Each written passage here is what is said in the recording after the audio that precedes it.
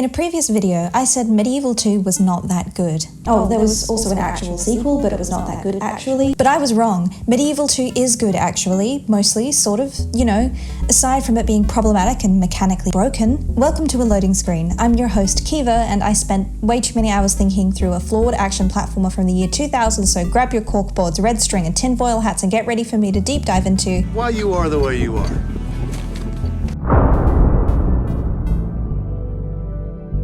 The team behind Medieval 1998 got to work on a sequel almost immediately after the release of the first game. The studio wanted more of Sir Daniel Fortescue, the comic world and its lithe, parodic comedy, and they wanted it all in time before the PS2 came out. That was the first red flag. What they got was a chaotic sequel that took all the flaws of the first game and took them to staggering new heights. Health system, broken, platforming, more of it, enemies, unreasonably powerful, plot, nonsensical, characters, annoying, bosses. Well, actually, much like the first game, the first boss is the most creative, entertaining, engaging, and intimidating boss of the whole game, so that standard was definitely met. Chris Sorrell, the director of the first game, would move on to another project, and his involvement with Medieval 2 stopped after batting some ideas around. Sorrell has stated, "Overall, I liked most of what they came up with for M2, although I disliked the squeaky-voiced helper ghost, and definitely in places the game's humour crossed a line for me, from the silly, bawdy tone we had in M1 to something a little too puerile for my liking." Puerile, meaning childish, immature, even crass.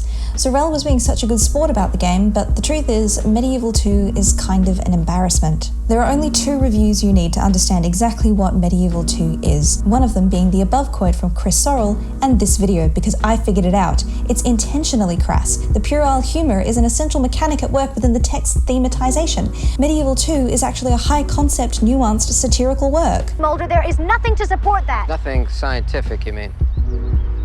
And I can prove it to you in 8 simple steps. On the surface, Medieval 2 is a bad game, but there's layers upon layers of meaning underneath that surface of it being, you know, a bad game. If I'm going to defend this game, I have to start with its criticisms. Criticisms which I myself held until very recently, and I kind of still do hold. They're, you know, holdable. I never thought I'd want to start a conversation about Medieval 2, really, despite the fact that it was actually received rather well upon release, scoring 79% on Game Rankings, a review website that aggregated scores from other sites. Medieval 2 is actually a disappointment compared to the first game. It has attracted a fair amount of criticism for its nonsensical plot, poor mechanics, and how the title doesn't even work. Medieval was a pun on the fact that the first game was set in the medieval period, but the sequel is set in the Victorian era, so the joke just doesn't work anymore. The premise of Med 2, as Chris Sorrell would say, is that, much like in the first game, skeletal knight Sir Daniel Fortescue is resurrected by an evil wizard who is trying to create an army of undead with which to take over the world. For some mysterious reason, Dan retains his free will and puts it to use to fight the evil wizard, set the dead back to rest, and revive the living. I've read that the developers did consider changing the title for the sequel, but that would have induced a marketing nightmare, so they left it as is. So Dan fights a new evil wizard, Palethorn, in the sequel.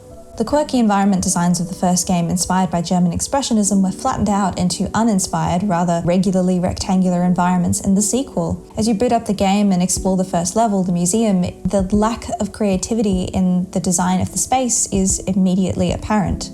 The sense of humour from the first game seems to have become unhinged, but not the trendy Gen Z kind of unhinged.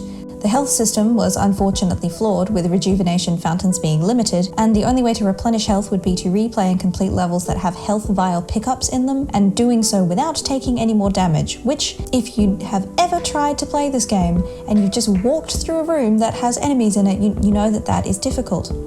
The pacing of the game felt off, with seemingly random things happening in different levels, such as Dan freeing an ancient Egyptian mummy for no reason, the antagonist organising a friendly boxing match with the protagonists, people getting turned into pumpkins, and then a gruesome murder and some time travel. Some have called this drastic tonal whiplash, and they're not wrong. But nothing's perfect, right?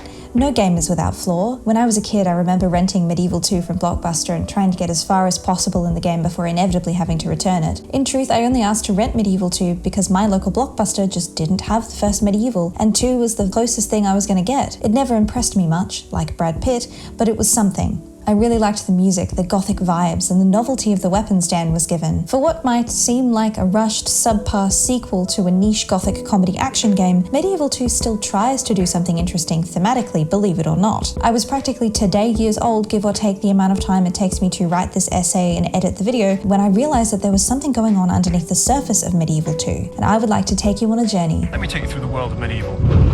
through MediEvil 2 and explore its connections to history and the English literary canon. MediEvil 2 is a 3D game with action and platforming elements and some light puzzles, much like the first game. Dan collects a wide array of weaponry to fight the undead with. Some favourites from the original game make a return, such as the small sword, warhammer, and Dan's own arm, but we also get new weapons, such as the pistol, bombs, and a cane stick. The cane stick is kind of useless, but there's a novelty to it. It does have a chargeable magic attack that sends green lightning everywhere, and it is stereotypically Victorian, so it does the job for this game's concept. The combat in MediEvil 2 is more arduous than the first, putting it lightly. Dan is often being swarmed with enemies, and these enemies are also tougher and generally much more persistent. Their AI behavior seems to be more focused on Dan than it was in the original, because they were much less likely to forget about Dan and wander off mid-fight now, which is kind of frustrating. Some enemies are also stranger. Like, we expect zombies, and our expectations are met. We expect trolls, gothic monsters, mythical creatures. We might even expect the first boss battle of the game to be the best boss battle of the game. But what we don't expect is the random inclusion of aliens found at the Greenwich Observatory, or Dan's murder of people who happen to work at a circus. Or birds being really dangerous and really difficult to kill. And we certainly don't expect the birds and the aliens to team up against us, with the bird stealing Dan's head and the alien possessing Dan's unsupervised body, which continually deals him damage until death, or just dealing so much damage that the player is left in a dead game state. Because again, the health fountains permanently deplete and we can't get more health out of them. Oh, this game. I mentioned this in my first MediEvil video in what I think is my best joke to date, but health rejuvenation fountains are a finite resource. Each level has a set amount of health points, I think 600, but I haven't done the hard math, and once Dan has absorbed these points, the fountain will be barren for the rest of the game. Health is a resource that must be managed long-term across levels from the second you start the game.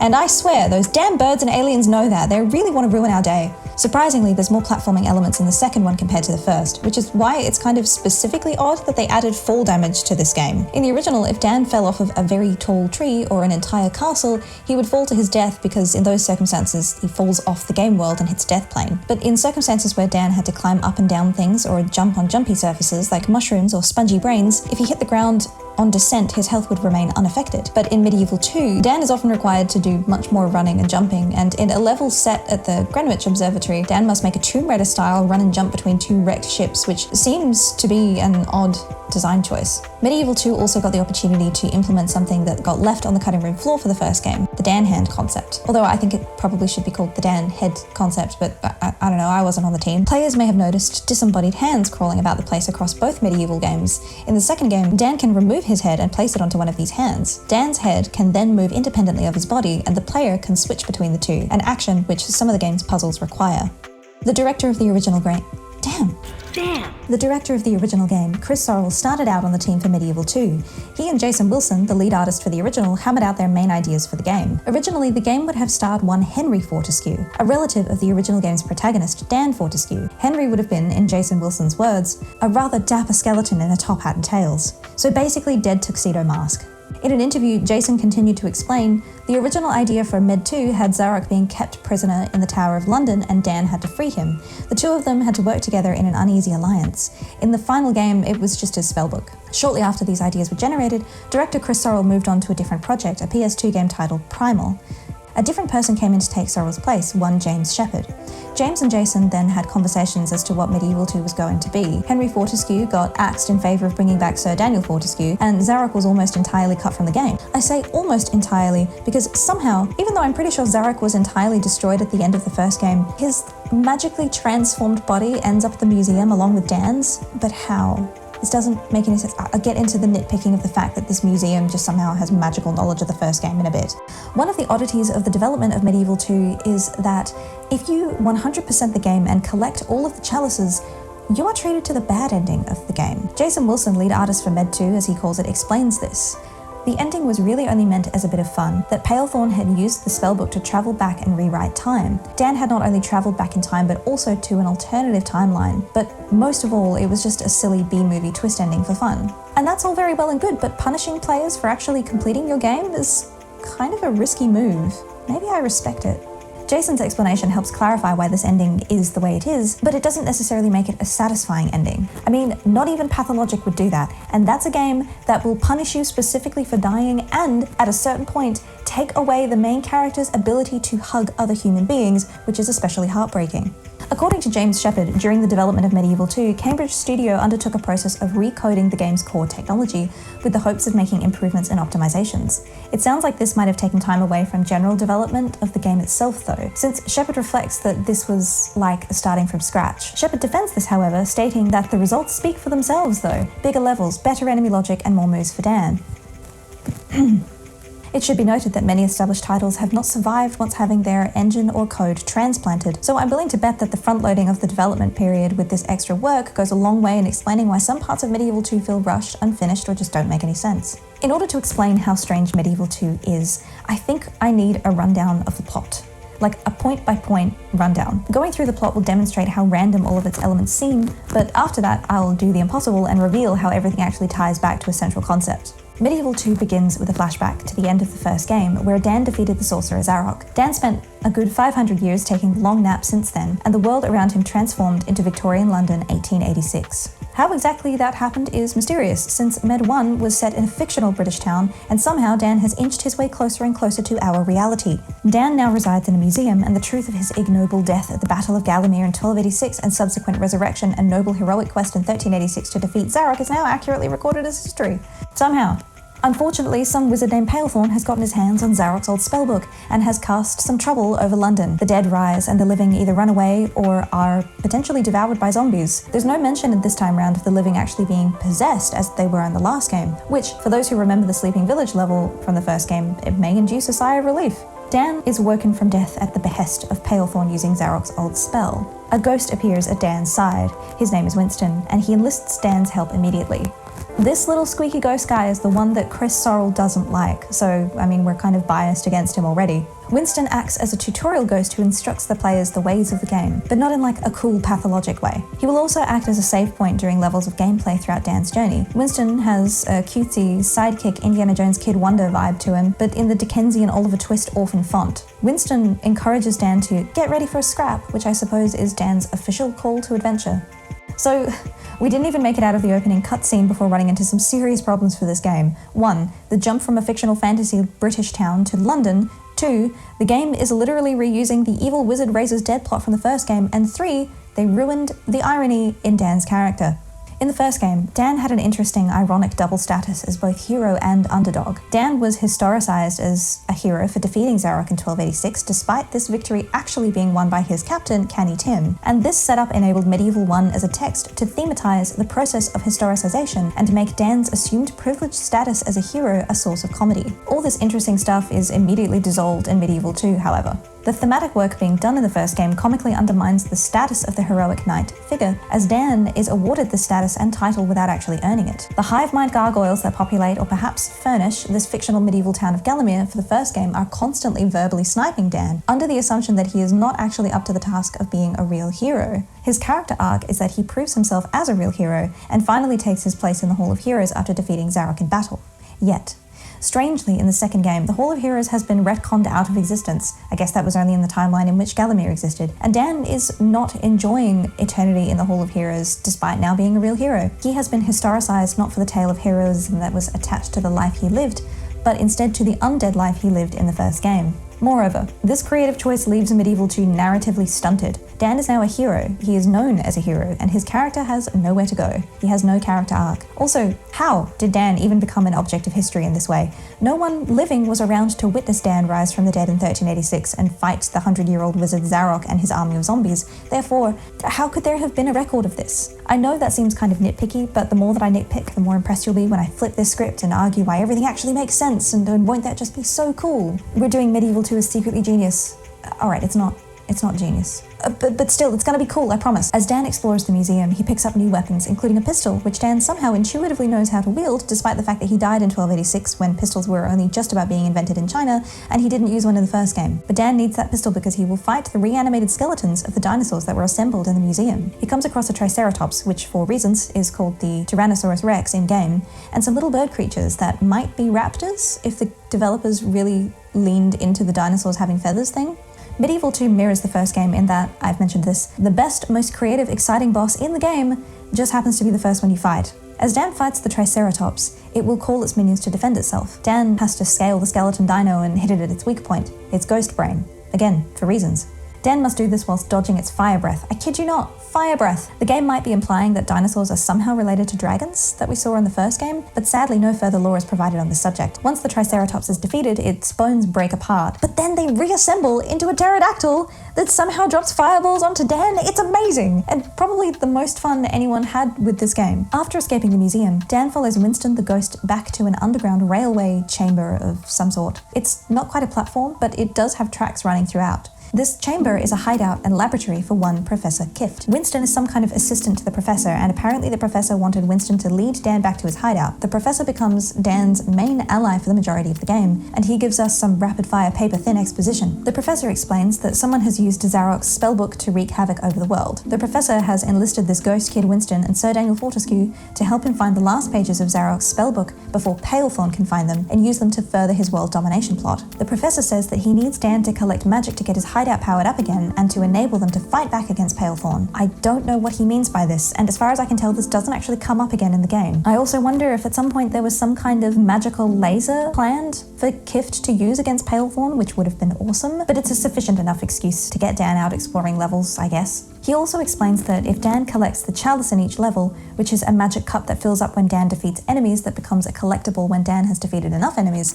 the professor will give him a new weapon. At first, I thought that Dan collecting the chalices was him collecting magic for the professor, but the professor's dialogue suggests that these are in fact two separate tasks. So who knows what's going on with this guy, really. This also cuts the Hall of Heroes from the first game. Originally, Dan would collect the chalice in order to be transported to the mythical Hall of Heroes between levels, and the heroes there would bestow Dan weapons to help him in his fight against Zarok. But who cares about that, I guess? Chris and me, and maybe Dan? The professor then tells Dan that Kensington, the streets around the museum, was the epicenter of the blast from the spell. Kift can apparently detect when magic is happening in the world, like Jeremy could detect when Xana activated a tower, so he asks Dan to collect intel and magic both from the next level in the game. The Kensington level isn't as open world as one might hope, but merely a small map of outdoor streets and an alley here and there in which Dan must fight zombies and collect gold. The music for this level is one of my favorite tracks across all the MediEvil iterations, remakes included. It just sounds magical. Whilst exploring Kensington, Dan inadvertently sees a literal dogman and a lizard jump from a skylight on top of the museum. They mention something about a tomb and then fly away in a spaceship. In MediEvil, set in Victorian times. This game goes from spooky to Teenage Mutant Ninja Turtles in 30 seconds. This is Bebop and Rocksteady on an errand for Shredder, I swear. This is a radical flanderization of the tradition of parody itself. This is also the transition to the next level, The Tomb, in which Sony Cambridge Studios narrowly avoid being sued by Core for copyright infringement by way of making the fall damage so frustrating as to deter anyone from Core actually playing MediEvil 2 and realizing that they've lifted from Tomb Raider. In The Tomb, Dan rescues ancient mummy royalty Kia from the tomb, and she does very little for a very long time. Dan brings her to the professor, and the game commits a microaggression against her before sending Dan off to the next level, the Freak Show. This is one of the most problematic levels in the game. I will be doing another video on MediEvil 2 breaking down all of its crimes against humanity, and this level will be featured heavily. This level others certain body types and implots enacting violence against those bodies based on that othering. It's heinous. The level also does horrendous racial stereotyping. At no point do I condone this. It just shouldn't have been in the game. This shouldn't exist. It's highly offensive. It's not funny. There is no joke here. It's just bad. On these circus grounds, there are some returning enemies from the first game, the Imps. They are trying to build an army of steampunk elephant robots, as if we could expect anything else. Dan fights the circus performers for no reason and defeats the Imps and their machines. I don't know why this is in the game. I don't know what we achieve.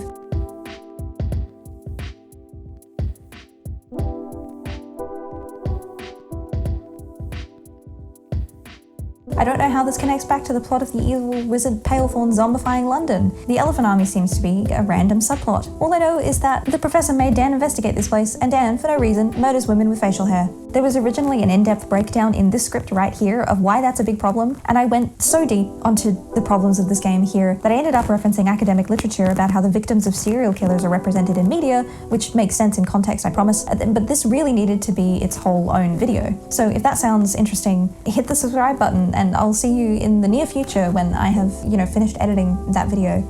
Anyway, upon returning to the lab, the professor just exposits to Dan that Palethorn, the villain, was once a colleague of Professor's, but got kicked out of some sorcerer's club for practicing forbidden magic.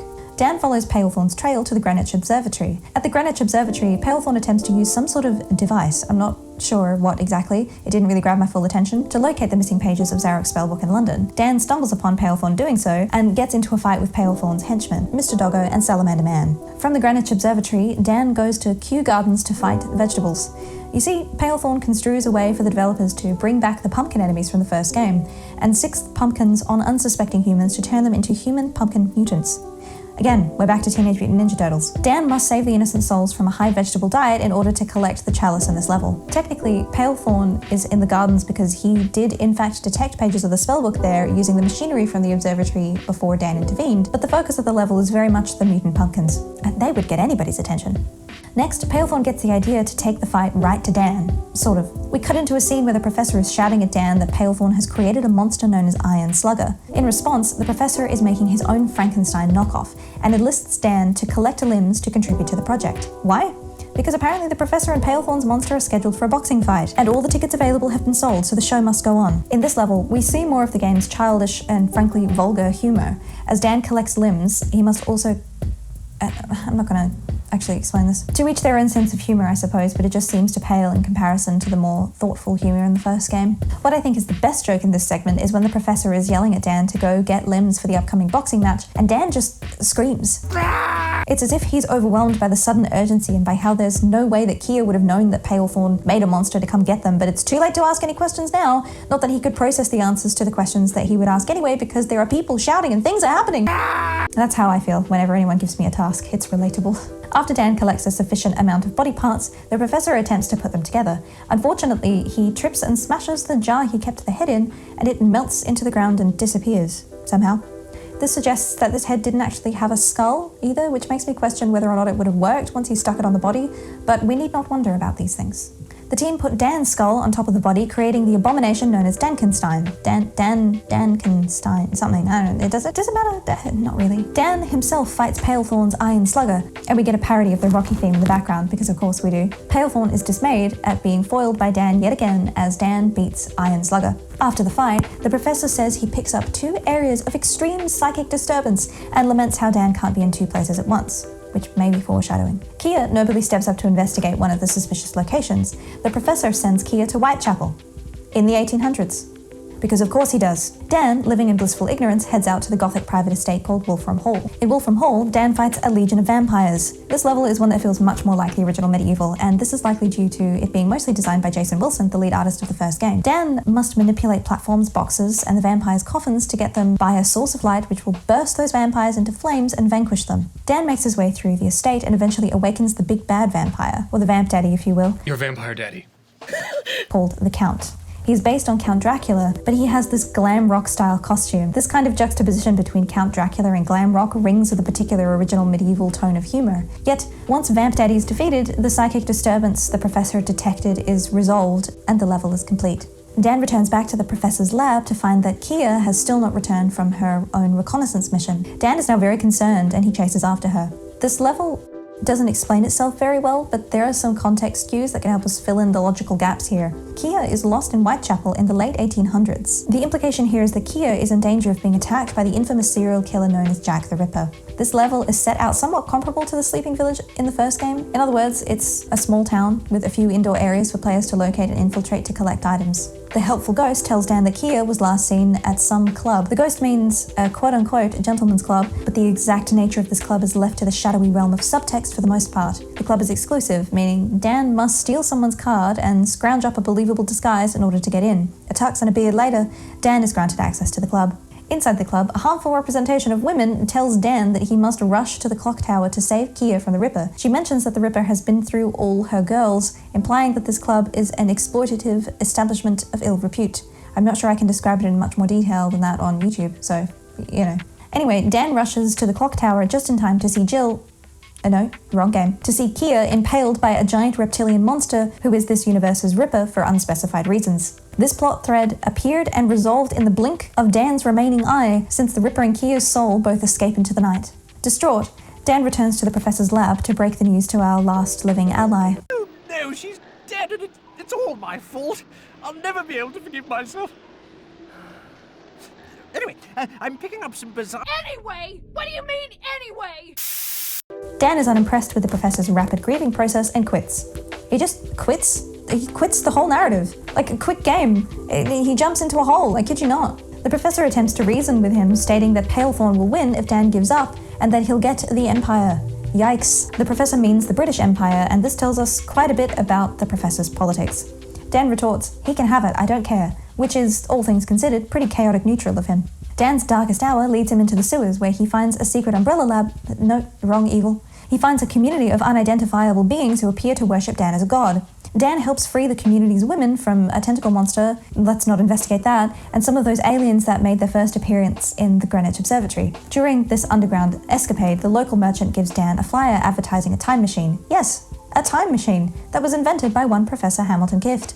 Dan returns to the professor to question him about it. He says it never worked, and only moved in space, not time. But Dan doesn't care to focus on these minute details. Dan returns to the museum again and obtains the time machine. He uses it to teleport to the underground community of creatures and steals their time stone, which they have for reasons. Dan, armed with a working time machine, travels back in time to Whitechapel just in time to save Kia from the claws of the Ripper. As Kia and Dan are celebrating his victory, Dan sees his past self tumble onto the scene, and they risk causing a universe-ending time paradox, and Dan shakes Dan's hand. The Dans fuse, and now we have Superposition Dan, who has special super strong armor that can be magically charged for extra defense. I would criticize this, except for the fact the combat is insane. Like, this is a necessity at this point.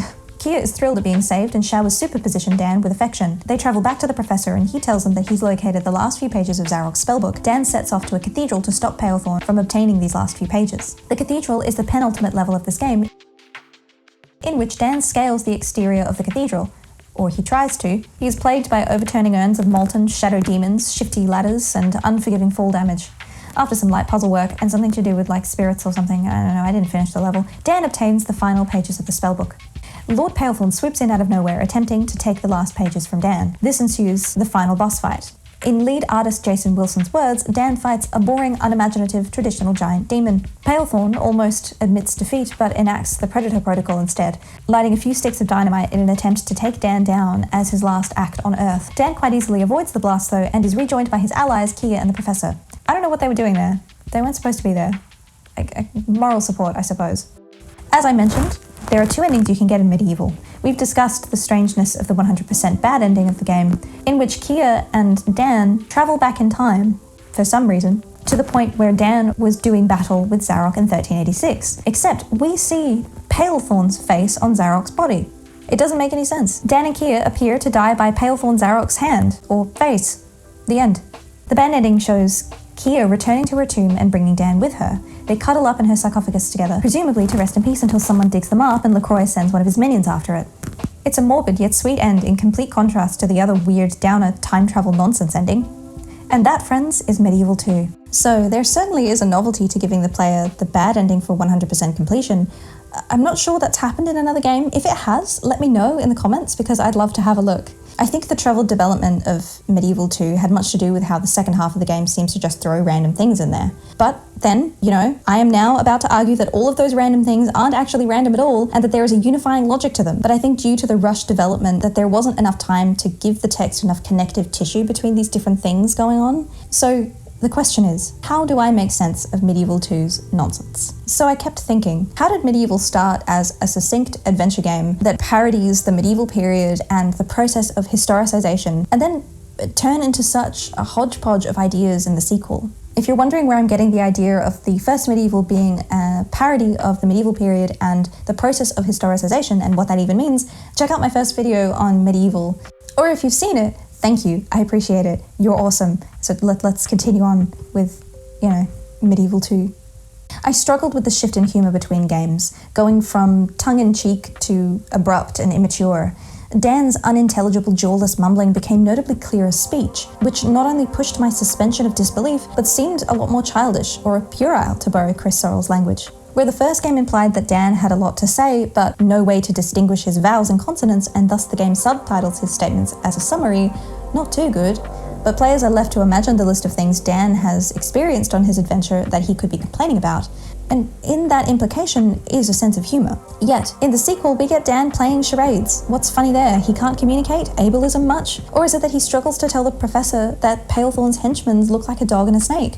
Or is it possibly that he doesn't know how to describe a flying machine? That last one is defensible, but it's mixed in with a joke that seems more at home in a vaguely offensive children's cartoon from the 90s. Not to mention the fact that there is, for some reason, a flying machine in this universe at all. Yes, I realised that Zarok built a time device in the first game, but in the first game the text set up the presence of that time machine in this parodic medieval era as a joke itself through the gargoyle saying that Zarok invented it through a dark magic called science. In Medieval 2, there is no such setup that occurs before the appearance of the flying machine or the time machine. There's no setup for anything. There's suddenly things.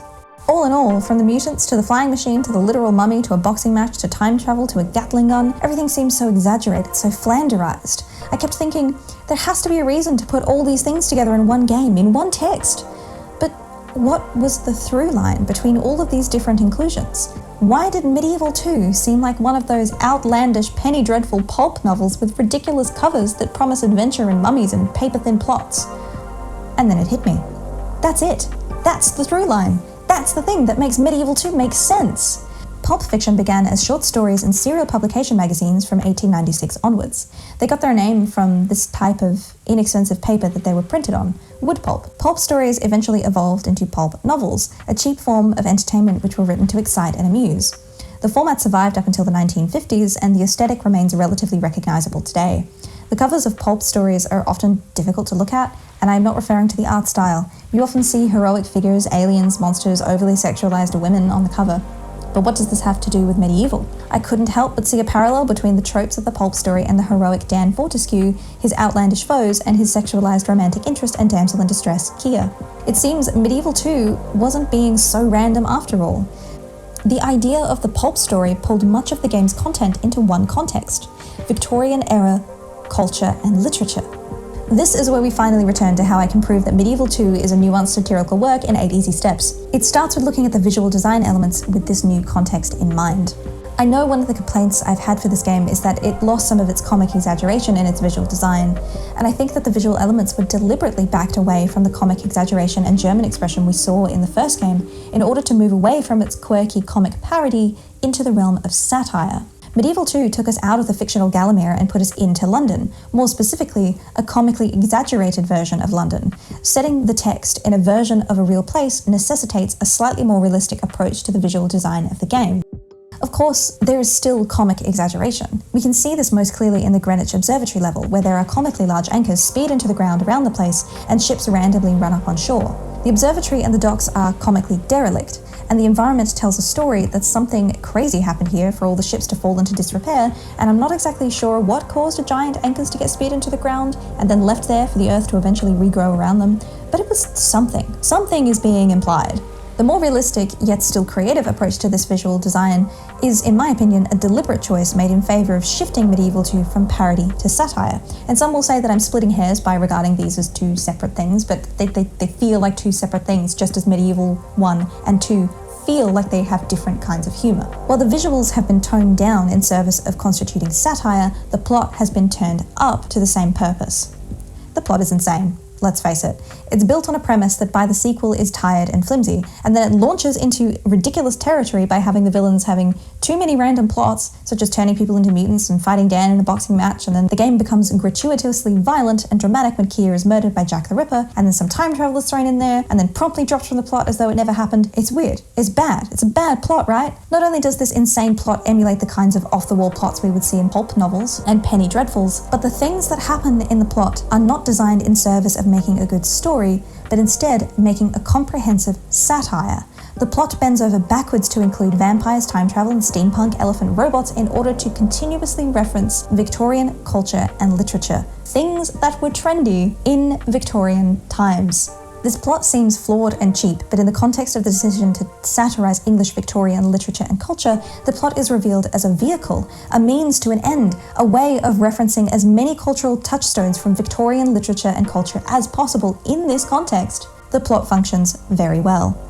This weird, flimsy, at times random plot enables such a long list of things from the Victorian era to be referenced. It's kind kind of secretly genius, if you will. If we look at the timeline of significant works from the literature and historically significant advancements in technology, Medieval 2 hits a good lot of them in this plot. From the narrative traditions and tropes of the Gothic novel, to the popularity of ideas such as evolution and the fad craze of mutants popping up in fiction, from the War of the Worlds to the first assembled dinosaur skeleton, Medieval 2 covers a lot of historical Victorian ground. But let's back up a bit. Prove it, you know?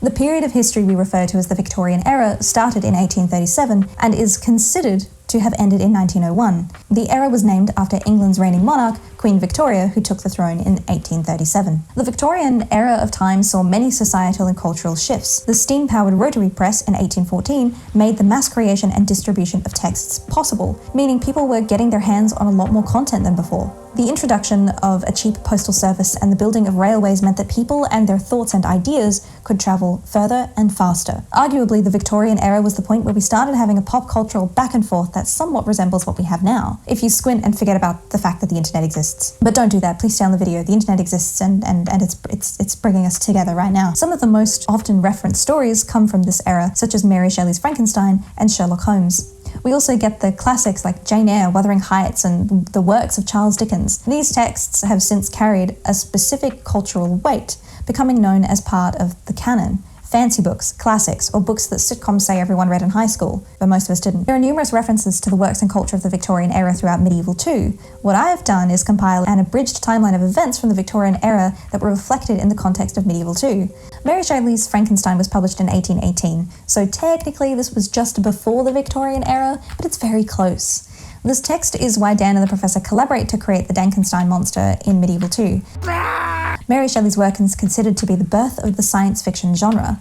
Shelley demonstrated an imaginative speculation on what technology could be capable of. Medieval has an infamously puerile take on Shelley's classic, though. So, as I mentioned, 1837, Victoria becomes queen, officially marking the Victorian era.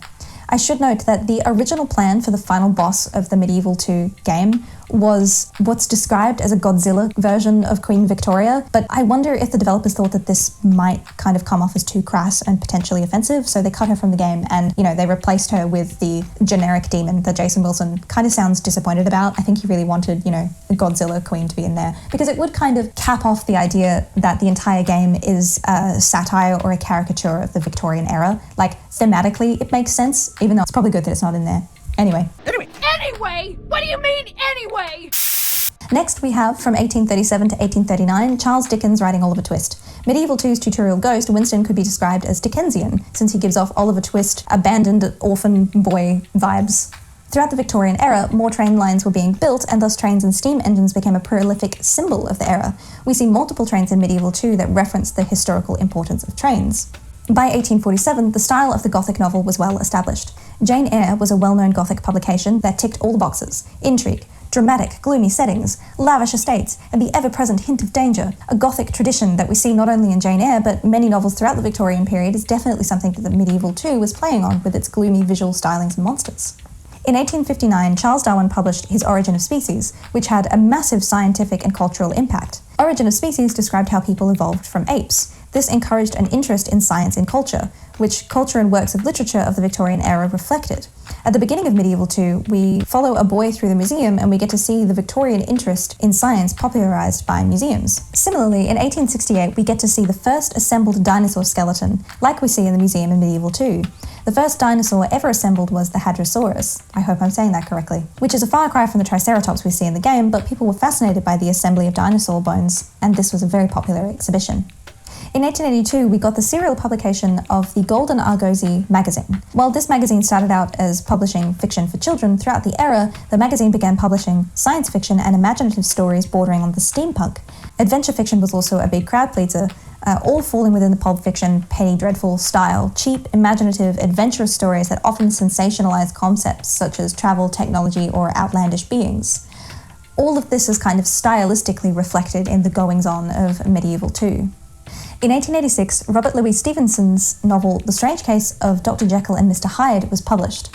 The story followed how a respected Dr. Jekyll could have had a friendship with a terrible and cruel Mr. Hyde, and his friend ultimately discovers that through a scientific near-alchemical elixir was transforming Dr. Jekyll into Mr. Hyde. And Mr. Hyde was committing terrible acts of violence that only Dr. Jekyll would feel guilt for. In the opening cutscene of Medieval 2, we see the villain Palethorn and his henchmen walking the streets of London. A small boy runs by them, trips and falls in front of them. We see Palethorn uncaringly stomp over the child. The 1886 novel The Strange Case of Dr. Jekyll and Mr. Hyde opens with a nearly identical scene, where the evil Mr. Hyde stomps over a fallen child. This scene accentuates his cruelty and evilness. It was designed to introduce what Hyde was capable of: complete uncaring and violence. The description of Mr. Hyde being short, stocky, and kind of square also matches Palethorn's design. Jason Wilson, artist for Medieval 1 and 2, stated he designed Palethorn as stocky to be an opposite to Zarok's design from the first game. I think Palethorn's traits are inspired by Stevenson's famous novel, The Strange Case of Dr. Jekyll and Mr. Hyde, though. I mean, obviously, that's why I'm bringing it up and saying that, like, this specific part in the first cutscene is a specific reference, and this was one of the first things that I noticed, but I hadn't, made the connection yet. Anyway. And I remember when I was in Union, I was reading Jekyll and Hyde for my English major studies. I thought of the opening scene of Medieval 2 when I was reading the novel, which I should probably be embarrassed about, actually. Moving on. In 1895, H.G. Wells published The Time Machine, a novel to which Medieval makes numerous references to. Not only does Dan use a time machine himself, but the community of creatures called the mollusks in the underground of London are a reference to a similar underground community in the novel. Artist Jason Wilson confirms that Medieval 2 makes references to H.G. Wells' The Time Machine. In Medieval, we actually also see an almost perfect replica of the movie adaptation's representation of the time machine of the novel, pictured here. In 1896, H.G. Wells published The Island of Dr. Moreau. I believe that Medieval 2's numerous references to mutation through the people who get mutated into pumpkins and Palethorn's henchmen's transformations into humanoid dog and humanoid snake, respectively, are references to the 1896 novel, The Island of Dr. Moreau by H.G. Wells. Most of us probably remember this story through The Simpsons Halloween episode, where the Simpsons get transformed into animals. This culture is what it is. The story reflects the Victorian interest in science, and perhaps more specifically mad science, as Dr. Moreau was conducting experiments around turning people into animals. The pumpkin enemies of Medieval 2 are interesting because technically they're a returning enemy from the first game, but they have undergone a thematic shift. These same enemies do appear in Medieval 2, but in a completely different context. They're not just inexplicable monsters for a knight to vanquish, but specifically reframed as mutants. The pumpkin enemies set in the Victorian era reflect the popularity of out-there science fiction stories from pulp novels and penny dreadfuls, and notably the popularity of H.G. Wells's The Island of Dr. Moreau, which was written toward the end of the Victorian period. By 1896, pulp fiction jumped out of several magazines and into the shape of cheap novels that people bought for cheap entertainment. The entire sensationalized and exaggerated style of Medieval 2 and the outlandish things that happen of it all remind me of the pulp novel style. In 1897, H.G. Wells published War of the Worlds, which was a novel about Martians attacking Earth. We might be more familiar with the 1938 radio drama broadcast, but this story was a novel long before that. It explored the fears of an invading force and made a meaningful criticism of imperialism and colonialism, showing significant harms that an invading force enacts. While discourse about imperialism and colonialism seems a bit lost on Medieval 2, I believe that the inclusion of random little green aliens invading the world Dan inhabits is a reference to War of the Worlds. Of course, Bram Stoker's Dracula from 1897 was surely a reference point for the inclusion of vampires in Medieval 2. During the Victorian era, there was a significant uptick in the presence of vampires in fiction, starting with John Polidori's Vampire, published just before the Victorian era in 1819, and just surviving in popularity to when Dracula was published. John's vampire followed a persuasive aristocrat with a moody personality who would seduce women into a lull so he could feed on them. A friend and travel buddy of this vampire slowly realizes that something is up with his friend. This compelling tale sparked interest in vampires. The image of the high society charismatic brooding vampire is one that has persisted to this day. Medieval 2's inclusion of vampires in the level of Wolfram Hall is likely a reference to the prevalence of vampires in the Victorian era. In fiction, not like in reality. Medieval shows vampires as much more monstrous than Polidori does, though. Dracula has a hand in the confrontation Dan has with the Count in Wolfram Hall. Bram Stoker's Dracula lived in a castle in Romania and was very persuasive and had a very eerie presence. In Medieval 2, he is reimagined as Count Dracula, the glam rocker, which I think is an ironic and humorous twist on the literary legend. Medieval 2 is a work of satire as it makes references to and imitates Victorian literature and makes caricatures of them, using them as a source of comedy. The Cambridge Dictionary defines satire as a way of criticizing people or ideas in a humorous way, especially in order to make a political point, or a piece of writing using this style. Medieval 2 sends up Victorian aesthetics, culture, and literature. The cultural capital works from the English literary canon carry is entirely undermined by Medieval 2's puerile humour.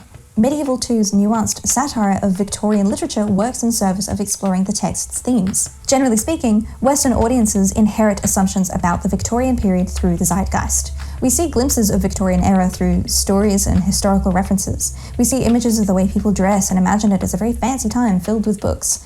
Except the legitimacy and authority associated with this period of time is not much more than a narrative itself, constructed over time. For some time, London was being referred to, mostly by people in England, as the centre of the world.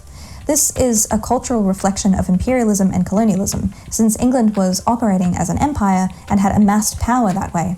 As John Darwin puts it, for more than a century after 1840, the British Empire formed the core of a larger British world system managed from London. This system was deliberately engineered through geopolitical machinations by politicians and military strategists over time. Wealth was extracted from other countries and a central cultural hegemony, or norm, was established. This was a violent process, one by which many people and cultures were marginalized. This is why people are campaigning to have artifacts in the British Museum returned to their countries of origin, because the harmful extraction and curation of things from other places was profitable for the empire at the cost to everyone else. As Medieval 2 sets its narrative in the Victorian era, the text involves itself in this historical context. In fact, I think the museum is a symbol of the imperial ambitions.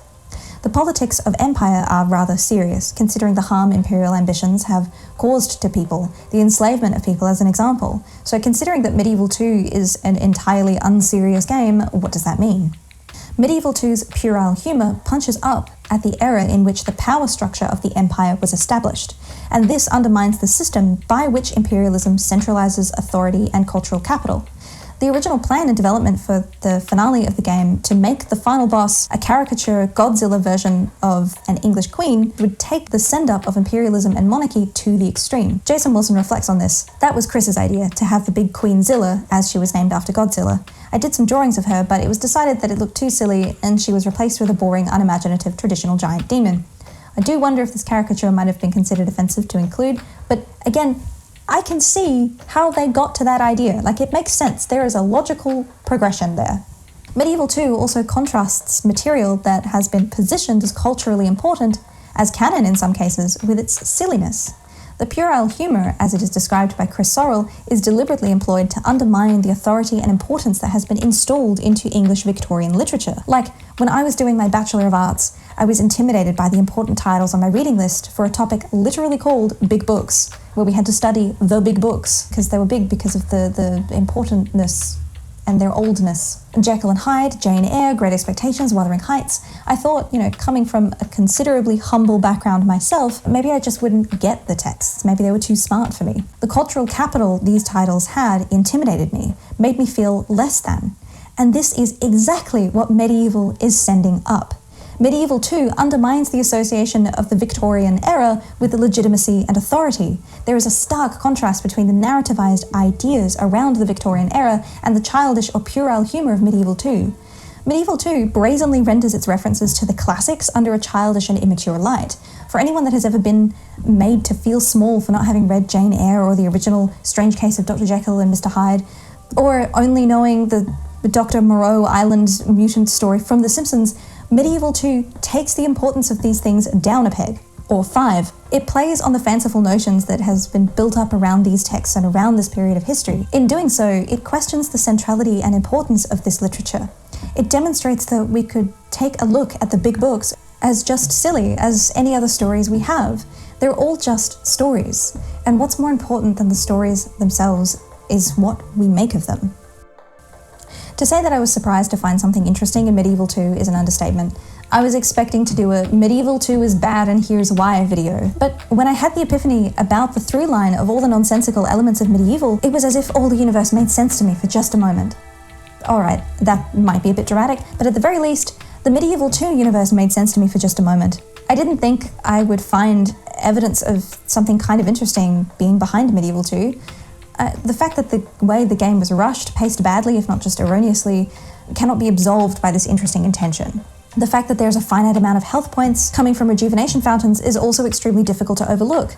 But having tugged at the thread of reflection on the lofty position that the Victorian era holds in our culture and realizing how Medieval 2 confronts the prestige of the literary canon associated with the Victorian literature and its immature humour does actually justify to me why Medieval 2 was so crass in comparison to its predecessor. Whilst the original Medieval parodied how medieval history is made sense of, Medieval 2 parodies the way we think about the Victorian era, or the way pop-culturally Victorian literature tends to get put on a pedestal.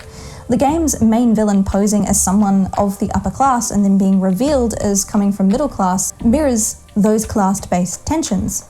That's his motivation, by the way. He wanted to be fancy because people looked down upon anything that wasn't upper class, which I think is also the intention of the game. The game just sided with its villain? That's an interesting detail. Medieval 2's questioning the assumed fanciness or the prestigious status of the Victorian literature, and it questions the socio-cultural mechanics by which some literature and some people get raised above others. This is an inherently inequitable system which perpetuates harm across populations. Medieval 2 questions the power dynamics at work within the elevation of artifacts of Eurocentric culture, such as literature and art and style, to that of its prestigious status. In this way, the humour becomes a subversive element of the text. Medieval 2 is functionally not good. Even though I don't personally enjoy the puerile humour, I appreciate the idea and its subversiveness. The game punches up to the cultural dominant, for the most part. I mean, there are some issues. Some of the representations of bodies that don't fit heteronormative expectations are unforgivable, and the depiction of cultures from outside Britain in the game are inexcusably racist.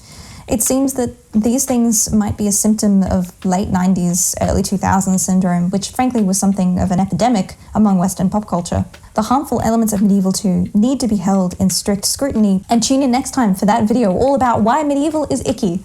But with that being said, that's it from me on Medieval 2 for now. This has been A Loading Screen. I'm your host, Kiva, and thank you for watching. Thank you so much. If you enjoyed this discussion, I hope you come back for the in-depth analysis video of how problematic this game is, because oh wow, this game has some serious problems. But I should stop myself before I go into a whole other thing about it. This letter has gone on too long already. So once again, thank you so much for being here. If you like me obsessing over tiny details in games and overthinking things, go ahead and subscribe. Actually, please subscribe. I mean, you'll get more of this, I promise. This is a habit that I have yet to break for my entire life. But I do feel like I kind of achieved something in finally figuring out Medieval 2. Like, I have been obsessing over Medieval since I was a literal child. I actually used to watch the Making of Medieval video special that came with a demo disc from the 90s, just over and over again as I was drawing. I was literally a small child, so, you know, kids do weird things, I guess. Actually, now that I think about it, that's like the closest thing to my first experience with a video essay, and I really liked the format of just talking about a work of fiction and why it is the way it is, you know, to bring this video full circle back to its introduction. Anyway. This letter has gone on too long. I'd love to hear your thoughts in the comments. If you think I'm just wrong, or if you have any corrections for my timeline on Victorian literature, I'm always open to that. If you have thoughts, just let me know. I'd love to chat.